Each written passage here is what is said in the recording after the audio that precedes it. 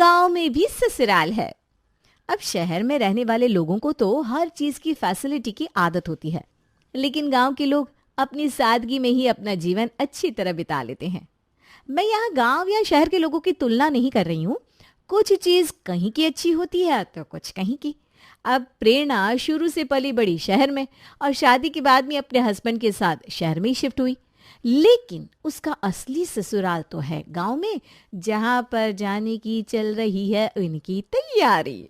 तो चलिए देखते हैं हमेशा से शहर की सहूलियत में रहने वाली प्रेरणा कैसे अपने गांव के ससुराल में सब मैनेज करती है। देखो, अभी तो हम घर में पहुंचे भी नहीं और उससे पहले ही तुमने मुंह बनाना शुरू कर दिया। अरे क्या हो गया है तुम्हें? क्यों गांव की गलियों को देख देख कर मुंह बना रही हो?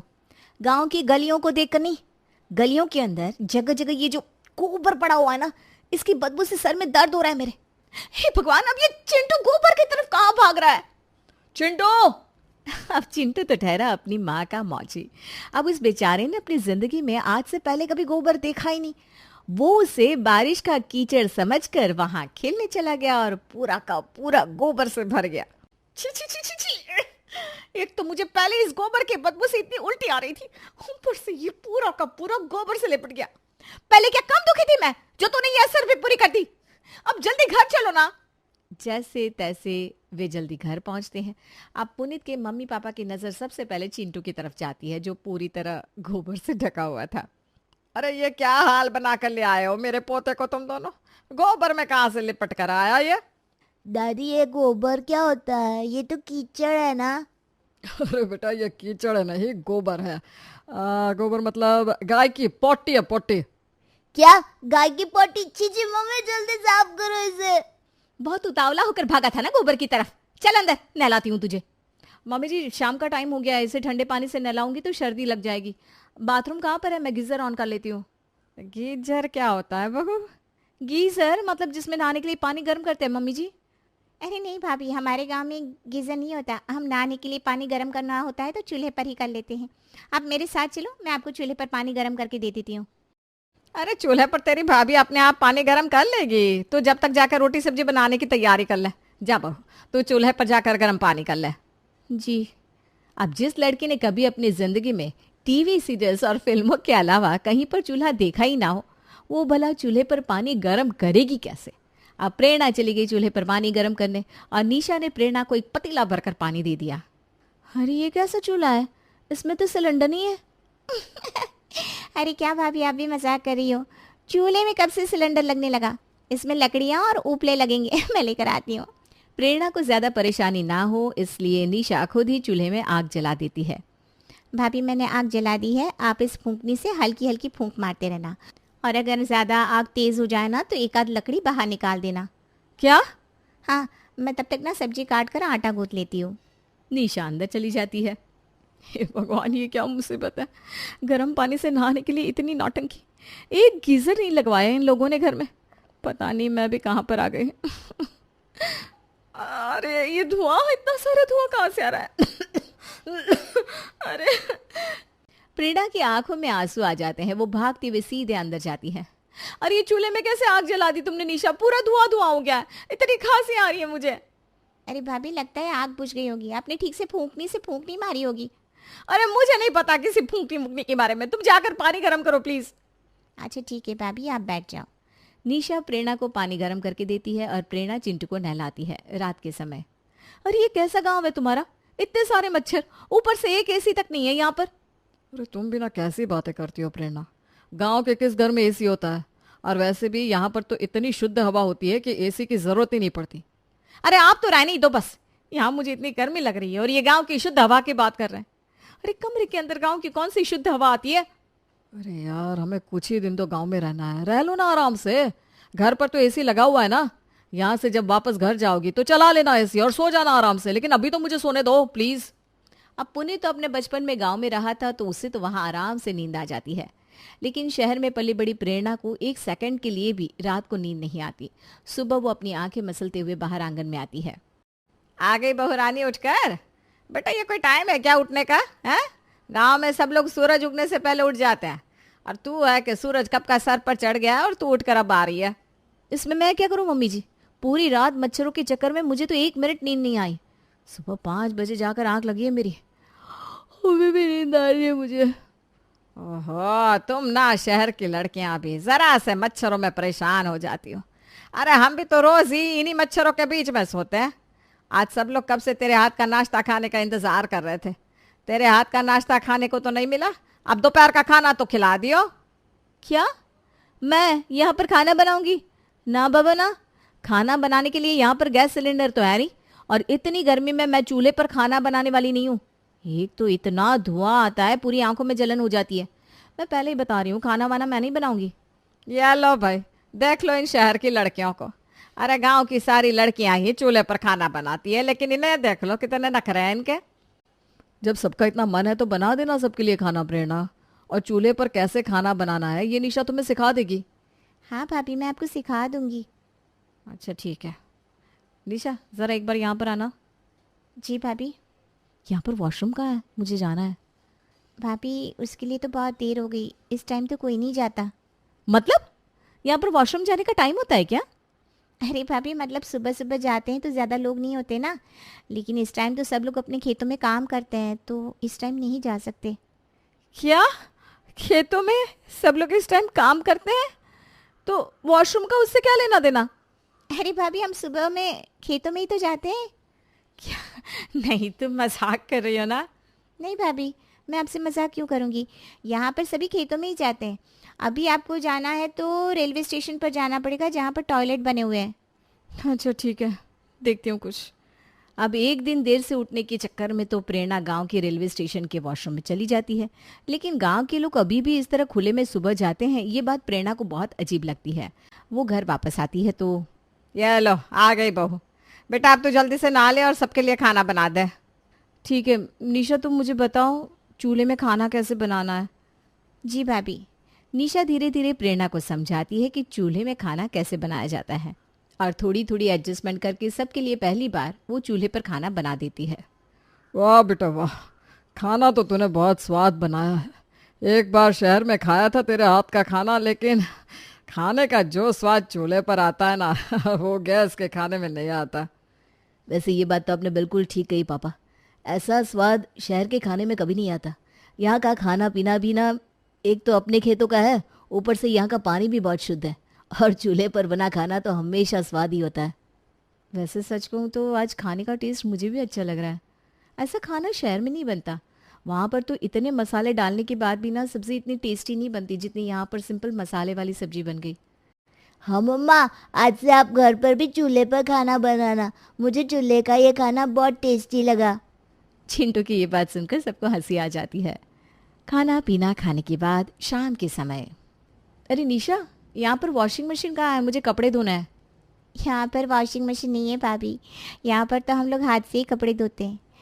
वहाँ पर कपड़े धोने का साबुन रखा है, आप उससे कपड़े धो लो, और पानी उस टंकी से ले लेना। सुबह पानी आया था तो मैंने टंकी भर कर रख ली थी। अच्छा ठीक है। प्रेरणा अब निशा को बोले भी तो क्या बोले, कपड़े तो उसे धोने ही थे। वो मुंह बनाकर कपड़े धोने के लिए बैठ जाती है और मन में बड़बड़ाने लगती है, पता नहीं मैं क्या सोचकर यहाँ पर आ गई। कोई फैसिलिटी ही नहीं यहाँ पर, ना पानी गर्म करने के लिए गीजर है, ना सोने के लिए एसी, ना खाना बनाने के लिए गैस, और कपड़े भी हाथ से धोने पड़ रहे हैं। बाकी सब तो छोड़ो, यहाँ पर एक वॉशरूम तक नहीं है। अरे क्या अपने आप से बातें कर रही हो, क्या हो गया है तुम्हें? अरे होना क्या है, दिमाग खराब हो गया है मेरा। कैसे घर वाले तुम्हारे, कपड़े धोने के लिए घर में एक वॉशिंग मशीन नहीं? परेशान हो गई हूँ मैं यहाँ पर। अरे बेटा कपड़े धोने लग गई क्या? क्यों, नहीं धोने थे क्या माँ जी? अरे नहीं नहीं बेटा, क्यों नहीं धोने थे, बिल्कुल धोने थे। कल जब कपड़े धोएगी ना तो मुझे बता दियो, मुझे भी अपनी साड़ी धुलवानी है। बस इसी की तो कमी थी। कुछ कहा क्या बहू तूने? नहीं तो कुछ नहीं। अच्छा बेटा, अब जब ये सारे कपड़े धुल जाएंगे ना तो मेरे साथ चलना, भैंसों के कमरे की सफाई करके आनी है और गोबर भी उठाना है। क्या? देखो मम्मी जी, बाकी सब काम तो मैं फिर भी कर लूंगी, लेकिन ये गोबर वगैरह उठाने का काम मुझसे नहीं होगा। अरे कुछ नहीं होता, तू बस मेरे साथ चलियो। अरे लेकिन लेकिन कुछ नहीं, मेरे साथ चलेगी नहीं तो सीखेगी कैसे हैं? अब जैसे ही प्रेरणा कपड़े धोकर फ्री होती है, वैसे ही उसकी सास उसे अपने साथ भैंसों के पास ले जाती है, जहाँ पूरी जगह में भैंसों का गोबर ही गोबर फैला हुआ था। उसकी सुगंध से प्रेरणा का मन उल्टी जैसा हो जाता है। मम्मी जी कितनी गंदी बदबू है ये, छी छी छी, ये कहाँ ले आई आप मुझे? अरे कुछ गंदी बंदी बदबू नहीं है। मुंह पर चुन्नी बांध ले और मेरे साथ गोबर उठाने में लग जा। गोबर के उपले बनाने हैं और ये सारी जगह साफ करके घर चलना है। अपनी सास के इतना कहने पर प्रेरणा अपने मुंह पर चुन्नी बांध लेती है, लेकिन उसके बाद भी वहां की बदबू से उसका सर चकराने लगता है और 2 मिनट बाद उसे भयंकर उल्टी हो ही जाती है। हे भगवान, तूने तो सचमुच उल्टी कर दी। रहने दे तू, ये सब तुझसे ना हो पाएगा। चल घर ही चलते हैं, वरना यहाँ पर बेहोश हो गई तो तुझे घर पर लेकर जाना भी भारी हो जाएगा। सुमित्रा प्रेरणा को घर पर लेकर आती है। तब तक निशा ने सबके लिए खाना बना दिया था। अब निशा ने खाना बनाया तो बर्तन धोने की ड्यूटी प्रेरणा पर आ जाती है। कोई बात नहीं भाभी, आपकी तबीयत मुझे ठीक नहीं लग रही। एक काम करती हूँ, सारे बर्तन मैं धो लेती हूँ, आप आराम करो। अरे नहीं निशा, अब मैं ठीक हूँ, बस सर में ना थोड़ा दर्द हो गया था। मैं बर्तन धो लूँगी, तुम आराम करो। अच्छा एक काम करते हैं, आज हम दोनों साथ में मिलकर बर्तन धो लेते हैं, इसी बहाने थोड़े गप्पे भी लड़ा लेंगे। अब धीरे धीरे कहीं ना कहीं प्रेरणा भी उनके साथ घुल मिल रही थी, लेकिन एक बात जो उसे बिल्कुल पसंद नहीं आ रही थी वो थी कि गांव के घर में टॉयलेट नहीं था। दूसरे दिन सुबह निशा उसे जल्दी उठा देती है। अरे जल्दी चलो भाभी, वरना सूरज निकल जाएगा। प्रेरणा देखती है कि उनके साथ साथ मोहल्ले की सभी औरतें भी सुबह सुबह खेतों में जा रही है। उसे ये बात कुछ अजीब लगती है। तभी वहां से आते समय वो निशा से कहती है, एक बात पूछूं निशा? बोलिए ना भाभी। तुम्हें ऐसे खेतों में जाने में अजीब नहीं लगता? मतलब शहरों में तो हम सबके घरों में टॉयलेट होता है, लेकिन यहाँ पर किसी के भी घर में टॉयलेट नहीं है। औरतों को कितनी प्रॉब्लम होती होगी, और अगर किसी को दिन में जाना हो तो जा भी नहीं सकता। साफ सफाई की भी कितनी प्रॉब्लम है, किसी को इन्फेक्शन भी हो सकता है। अब क्या बताए दीदी, दिक्कत तो होती है, लेकिन घर में अब टॉयलेट नहीं है तो क्या कर सकते हैं। अरे बिल्कुल कर सकते हैं, सब अपने अपने घरों में टॉयलेट बनवा सकते हैं। दीदी घर में क्या बनना है क्या नहीं बनना, इन सब का फैसला तो हमारे घर के आदमी लेते हैं। घर में टॉयलेट नहीं बनवाया तो हम क्या ही कह सकते हैं। अगर उन्होंने घर बनवाते टाइम टॉयलेट नहीं बनवाया तो आप उन्हें अब तो कह सकती हो ना कि आपको घर में टॉयलेट की ज़रूरत है। और मुझे पूरा यकीन है अगर आप उन्हें अपनी परेशानी बताओगे तो वो आपकी परेशानी को ज़रूर समझेंगे। ये तो पता नहीं दीदी। अच्छा चलो दीदी, मेरा घर आ गया, चलती हूँ। एक दिन तो जैसे तैसे प्रेरणा वहाँ मैनेज कर लेती है, लेकिन अगले दिन जब सुबह उसे फिर से खेतों में जाना पड़ता है तो वो अंदर ही अंदर बहुत उदास हो जाती है। घर आने के बाद, क्या बात है बेटा, बड़ी परेशान परेशान सी लग रही है। कुछ नहीं मम्मी जी, लेकिन आपसे एक बात पूछूं? अरे पूछ, एक क्या दो पूछ। हमेशा से ही हमारे घर में टॉयलेट नहीं है क्या? आप लोग शुरू से ही खेतों में जाते हैं? अरे बेटा, हमारे ज़माने में कहाँ ये टॉयलेट होते थे, और गांव में तो खेत होते हैं तो घर में टॉयलेट की ज़रूरत ही नहीं पड़ती। हम तो खेतों में ही चले जाते हैं। लेकिन मम्मी जी, खेतों में जाना ठीक नहीं है ना, आपको कभी ना कभी कोई ना कोई परेशानी तो होती होगी। परेशानी तो होती है, लेकिन अब तो आदत पड़ गई है, इसलिए ज़्यादा फर्क नहीं पड़ता। आपको नहीं लगता मम्मी जी कि हमें घर में टॉयलेट बनवाना चाहिए? निशा भी अभी छोटी है और इस तरह बाहर खेतों में जाना ठीक नहीं है। आप घर में ही टॉयलेट बनवा लो ना। अरे ना बेटा ना, ये सब काम तो हमेशा तेरे पापा जी ने देखा है। घर में क्या बनवाना है क्या नहीं, इन सब का फैसला वही लेते हैं, और मेरी ना उनके सामने कुछ बोलने की हिम्मत ना है। उन्हें जब बनवाना होगा घर में टॉयलेट तो बनवा लेंगे। अरे मम्मी जी, पापा जी आपके हस्बैंड हैं और उनसे अपनी परेशानी बताने में कैसा डर? अब आप ही मुझे बताओ, अगर आप उनको बोलोगी कि मुझे किसी चीज़ से परेशानी है तो क्या वो आपकी परेशानी नहीं सुनेंगे? नहीं, ऐसी बात नहीं है बेटा। तेरे पापा जी ना मेरी सारी परेशानियां सुनते हैं, लेकिन कभी इस बारे में बात नहीं की ना तो थोड़ा अजीब लग रहा है। ये क्या मम्मी जी, आप भी ना, इसमें कुछ अजीब नहीं है। आप एक बार बात करके तो देखो। अरे तू ना अब मेरे पीछे मत पड़, मुझे सोने दे, बहुत जोर की नींद आ रही है, जा। अब भले ही इस बात से कितना भी भाग लो मम्मी जी, लेकिन गांव में टॉयलेट तो मैं बनवा कर रहूंगी। अब प्रेरणा इस बात को अपने मन में बिल्कुल ठान लेती है। 2-3 दिन बाद खेत से लौटते समय, अरे राधा, ये तुम्हारे घर में क्या बन रहा है? एक और कमरा बनवा रहे हो क्या? अरे नहीं काकी, घर में टॉयलेट बनवा रहे हैं। उस दिन प्रेरणा दीदी ने मुझे इतना समझाया तो मैंने अपने घर में बात की। मुझे लगा था ये मेरी बात सुनेंगे नहीं, लेकिन इन्होंने मेरी परेशानी समझ ली। बस देर थी तो इनसे बात करने की। आपका बहुत बहुत धन्यवाद प्रेरणा दीदी, आपकी वजह से मेरी ज़िंदगी की बहुत बड़ी मुसीबत हल हो गई। अब ना रोज़ रोज़ मुझे खेतों में नहीं जाना पड़ेगा। ये तो बहुत अच्छी बात है। बस जिस तरह आपके घर में टॉयलेट बन रहा है ना, उसी तरह सभी गांव वालों के घर में अगर टॉयलेट बन जाए तो कितना अच्छा हो जाए। राधा वहां से अपने घर चली जाती है। प्रेरणा अपनी सास और ननद के साथ अपने घर आ जाती है। तब उसकी सासू माँ कहती है, मुझे लगा नहीं था कि राधा के घर वाले घर में टॉयलेट बनवा देंगे, लेकिन उन्होंने तो राधा के लिए टॉयलेट बनवा दिया। मम्मी जी, एक बार आप भी पापा जी से बात करोगे ना तो वो भी घर में टॉयलेट बनवा देंगे। और मैं चाहती हूँ कि मेरे जाने से पहले घर में टॉयलेट बन जाए। मैं कुछ दिन ही आपके साथ बाहर गई हूँ, लेकिन वहाँ इतना अजीब लगता है कि मैं बता नहीं सकती। इसलिए ज़्यादातर तो मैं रेलवे स्टेशन पर जाकर वहाँ का ही वॉशरूम यूज़ करती हूँ। आप प्लीज़ एक बार पापा जी से बात तो करो। प्रेरणा के बार बार समझाने पर और ये देखने के बाद कि पड़ोस के लोग भी अपने घर में टॉयलेट बनवा रहे हैं, प्रेरणा की सास भी अपने पति से बात करती है और उनकी बात सुनने के बाद वो उनकी परेशानी समझते हैं और अगले ही दिन घर में टॉयलेट बनने का काम शुरू भी हो जाता है। अच्छा मम्मी जी, हम चलते हैं, लेकिन चिंटू की अगली छुट्टियों में पक्का गाँव आऊँगी। बेटा, समझ में नहीं आ रहा किन शब्दों में तेरा धन्यवाद करूं। जिस परेशानी से पूरी ज़िंदगी जूझते रहे, कभी उस परेशानी के बारे में उनसे बात नहीं की, लेकिन तूने जो प्रोत्साहन दिया ना हमारी परेशानी को समझकर, हमें इतना समझाया, आज तेरी वजह से ना घर में ये टॉयलेट बन रहा है। हाँ भाभी, मैं जब से छोटी थी ना तब से देखा कि मम्मी ने कभी पापा से इस बारे में सवाल जवाब नहीं किए, और यही आदत मेरी भी बन गई। कभी अपनी परेशानियाँ हम पापा से खुलकर कह ही नहीं पाए। अच्छा हुआ जो आप गांव आई और आपने सिर्फ हमारी ही नहीं बल्कि गांव की सभी औरतों की परेशानी हल कर दी। आज सबके घरों में टॉयलेट बनने का काम चल रहा है। सच में? मम्मी अब तो सुपर हीरो बन गई।